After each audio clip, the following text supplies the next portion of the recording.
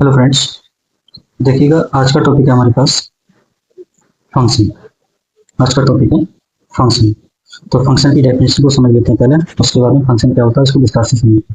ठीक है, तो देखिएगा, डेफिनेशन में लिखा है एक समुच्चय ए से समुच्चय बी में बी का संबंध एफ एक फलन कहलाता है यदि समुच्चय ए के प्रत्येक अवयव का समुच्चय बी में एक और केवल एक प्रत्येक। ठीक है, कहने का मतलब यह है कि इसको इंग्लिश में हम बात करेंगे तो एवरी सेट, यहाँ पर मैं लिख करके समझाता हूँ। जैसे कि हमारे पास एक सेट ये है और बी सेट ये है।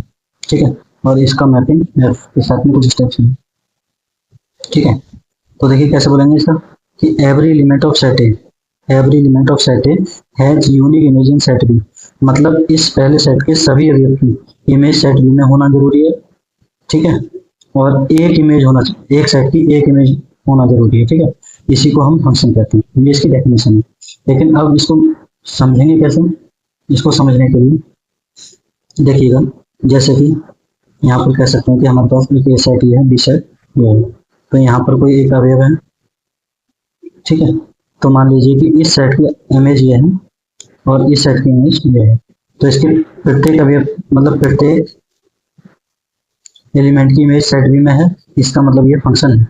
क्या है? ये फंक्शन है, ये फंक्शन है, इसको लिखेंगे फंक्शन। लेकिन अगर यहीं पर एक दूसरी कंडीशन बना दें, जैसे कि मान लीजिए ये दो अवयव है हमारे पास ए सेट में, ये ए सेट है, ये बी सेट लिखेंगे इसमें, और ये एफ की मैपिंग इसमें। ठीक है, तो अगर इसकी मैपिंग,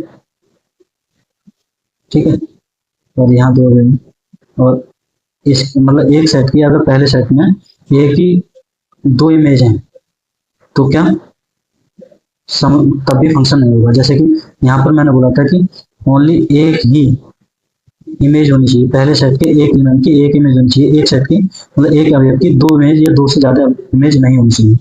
ठीक है, तो यहाँ पर ये एक की दो इमेज हो रही है, इसलिए ये नोट फंक्शन होगा, ये फंक्शन नहीं है। तो क्या लिखेंगे? नोट फंक्शन, ये नोट फंक्शन है। ठीक है, अगला और देखते हैं और समझाते हैं इसे विस्तार से। देखिएगा, हमारे पास ए और बी दो सेट हैं।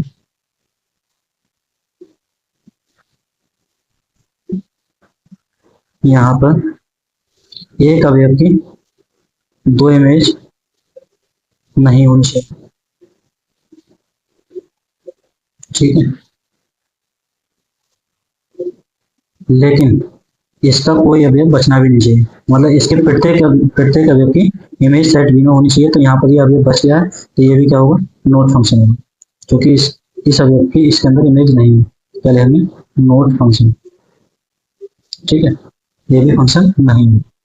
आगे बात करते हैं, एक और समझ लेते हैं। जैसे कि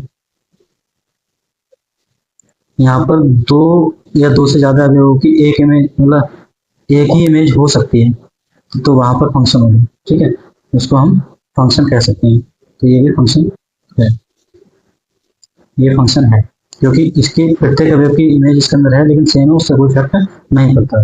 ठीक है, तो ये फंक्शन है। तो ये फंक्शन को बहुत विस्तार पूर्वक समझने के लिए इन चीजों से ही समझ सकते हैं जो मैंने ये बताया। ठीक है, फिर आगे बढ़ते हैं और क्वेश्चन से बेहतर समझ में आएगा। देखिएगा, एक उदाहरण है हमारे पास, इसमें क्या बोला गया? यहाँ बोला गया है कि नीचे दिए गए संबंधों में से प्रत्येक का निरीक्षण कीजिए और प्रत्येक दशा में प्रार सहित बतलाइए कि क्या ये फलन है अथवा नहीं। तो फलन की पहचान के लिए हम क्या करेंगे? हम इसमें लिख देते हैं पहले अवयव पहले में और दूसरे अवयव दूसरे में। जैसे कि पहला क्वेश्चन करते हैं, तो पहले में क्या दिख रहा है? नंबर एक, दो दिख रहा है, तीन दिख रहा है, चार दिख रहा है। तो दो, तीन, चार। ठीक है, और उसके में दूसरे में वन और टू। तो टू का रिलेशन किसके साथ है? वन के साथ। टू का वन के साथ, और टू का फिर थ्री का भी वन के साथ है, फिर फोर का टू के साथ, फोर का टू के साथ। तो बताइए यहाँ पर फंक्शन हुआ या नहीं हुआ? इसके सभी अवयव की इमेज इसके अंदर होनी चाहिए, और वो भी अलग अलग इमेज होनी चाहिए। दो की इसकी अलग है और तीन की भी, मतलब दोनों की सेम है, लेकिन है तो एक इमेज ना। तो इसका मतलब ये फंक्शन है। क्या है ये फंक्शन, फंक्शन है। ठीक है, अगला क्वेश्चन देखेंगे इसमें, इसी का सेकंड। ये तो फंक्शन हुआ। अब इसमें देखो, इसमें डायरेक्ट पहचानेंगे हम कि पहले अवयव की, इसमें पहले अवयव की दो इमेज है, अगर दो की दो इमेज है, यहाँ पर दो की चार इमेज, तो देखना एक ही अवयव की दो इमेज नहीं होनी चाहिए अलग अलग, एक ही अवयव की दो अलग अलग इमेज नहीं होनी चाहिए, तो यहाँ पर फंक्शन नहीं होगा, ये फंक्शन नहीं है।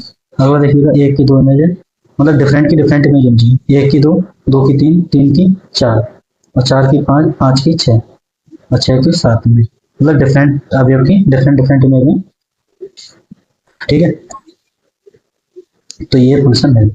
आगे बढ़ते हैं। अच्छा, क्वेश्चन सीधा क्वेश्चन करते हैं, ये उदाहरण आप लोग कर सकते हैं। ठीक है, उदाहरण आप लोग खुद करें, सीधा प्रश्नावली पाते हैं।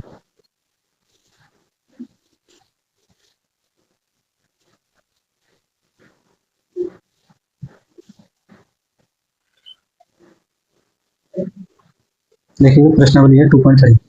ठीक है, 2.3 प्रश्नावली में इस पहले क्वेश्चन में भी ये पूछा गया कि फलन को बताइए कि कौन कौन सा इसमें फलन है या नहीं। तो इसमें भी यही है कि पहले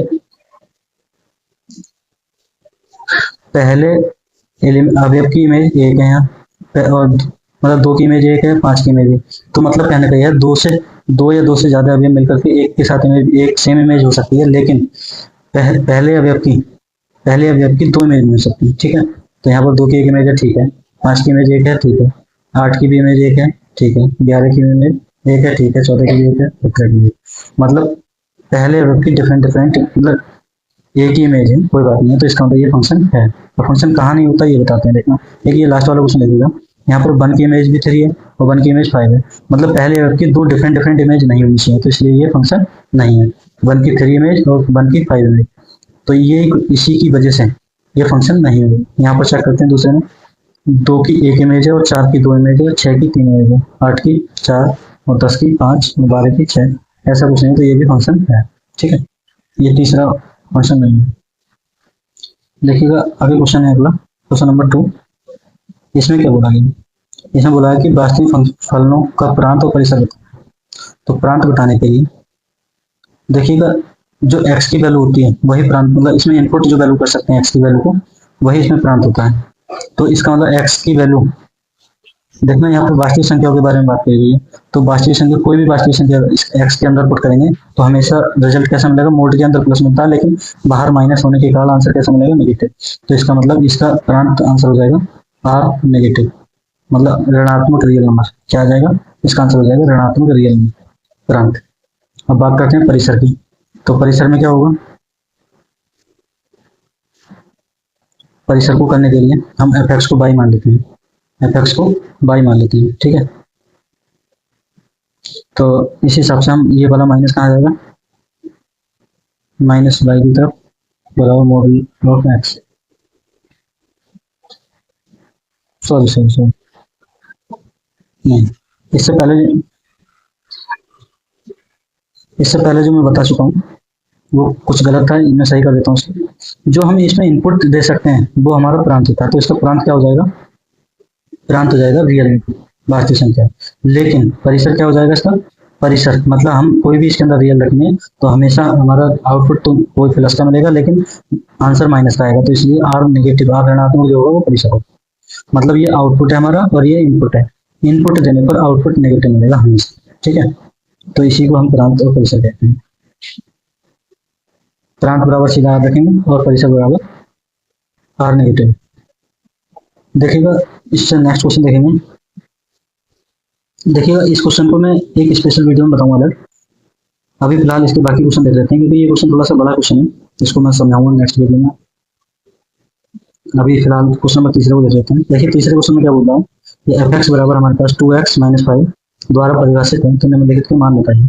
तो सीधा मतलब यह है कि x की जगह जीरो रखना है, जैसे कि एफ जीरो बराबर 2 मल्टीप्लाई जीरो माइनस फाइव, तो इसको सोल्व करेंगे तो ये जीरो हो जाएगा और माइनस के फाइव, ऐसे ही एक्स के प्लस पे सेवन रखेंगे, ऐसे एक्स के प्लस पे माइनस के रखेंगे।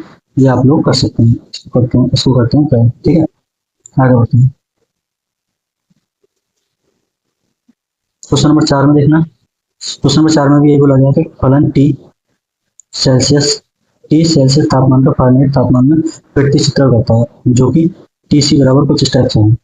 तो निम्नलिखित को ज्ञात करना है, क्या निकालना है, टी जीरो निकालना है, तो इसका मतलब सी की जगह जीरो रखेंगे, ये भी आंसर निकाल सकते हैं, ये भी निकाल सकते हैं, ये सब आप लोग कर सकते हैं। ठीक है, तो ये मान रखने और आंसर निकालना है।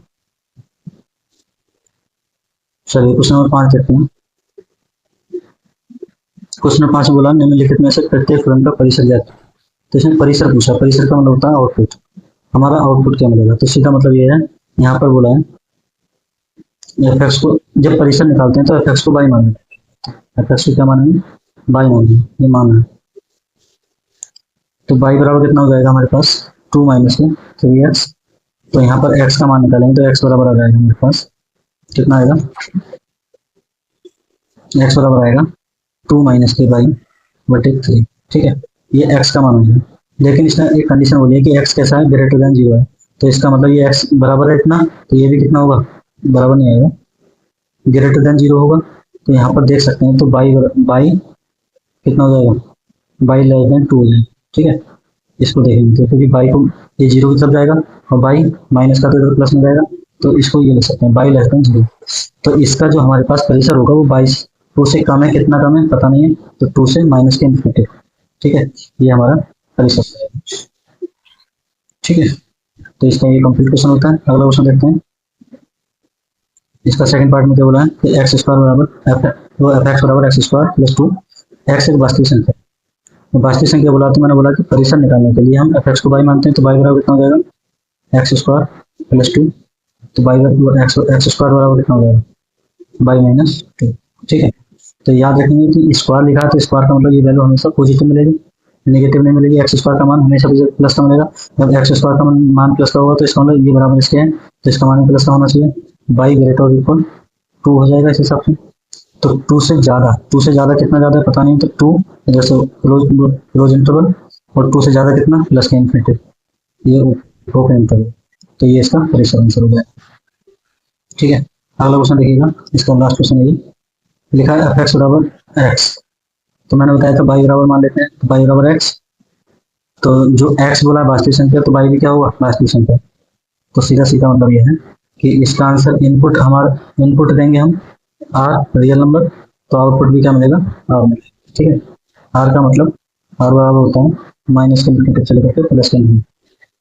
ठीक है, तो ये आंसर होता है, आप लोग समझ सकते हैं। अदरवाइज इसको आर से नोट करो तो याद। ठीक है, तो आज की वीडियो में इतना ही। Thanks for watching my video कैसी लगती है कमेंट में बताइएगा, और अगली वीडियो पाने के लिए हमारे चैनल को सब्सक्राइब करके बेल आइकन दबा लीजिए, और कमेंट करके बताइए कि वीडियो कैसी लग रही है। वीडियो में कोई कमी नजर आ रही है तो उसको भी कमेंट में लिख सकते हैं, या जिस टॉपिक की वीडियो चाहिए आप लोगों को वो भी कमेंट में लिख सकते हैं। मैं आने वाले समय में कंपटीशन लाइन का भी पढ़ाने वाला हूँ, टीजीटी पीजीटी का, और जो मैं ये चीज़ें पढ़ा रहा हूँ ये भी सब टीजीटी पीजीटी में पूछी जाने वाली चीज़। ठीक है, तो आप अगर कंपटीशन की तैयारी कर रहे हैं, मतलब जैसे टीचिंग लाइन के एग्जाम की तैयारी कर रहे हैं, टीजीटी हुआ, पीजीटी हुआ, एमबीएस टीजीटी हुआ, केबीएस हुआ, तो इसके लिए भी ये वीडियो बहुत महत्वपूर्ण है। ठीक है, तो आज के लिए इतने रहने देते हैं। Thanks for watching my video. Okay, bye.